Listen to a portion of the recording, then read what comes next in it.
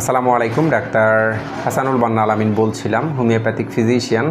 আজকে আমরা একটা বিষয় নিয়ে আলোচনা করব, সেটা হলো অনেক শিশু বাচ্চা আছে যারা বয়স হয়ে গেছে, মোটামুটি হয়তো 10 মাস, 12 মাস, 13 মাস, 14 মাস, অনেকের 20 মাসও হয়ে যায়। অনেক বাচ্চা আছে যারা তখনও কথা বলতে শিখে নাই এবং অনেকে আছে হাঁটতে পারে না, 2 বছর হয়ে গেছে, 18 মাস হয়ে গেছে।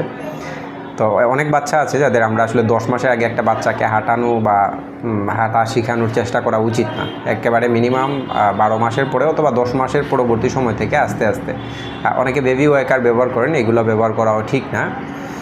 তো যদি একটু লেটে বাচ্চা হাঁটতেও শিখতেছে না, লেট হইতেছে, বিলম্ব হইতেছে এবং কথা বলতেও বিলম্ব হইতেছে, সেই ক্ষেত্রে আপনারা একটা হোমিওপ্যাথিক ভালো মেডিসিন আছে অ্যাগারিকাস। এই মেডিসিন 200 শক্তি।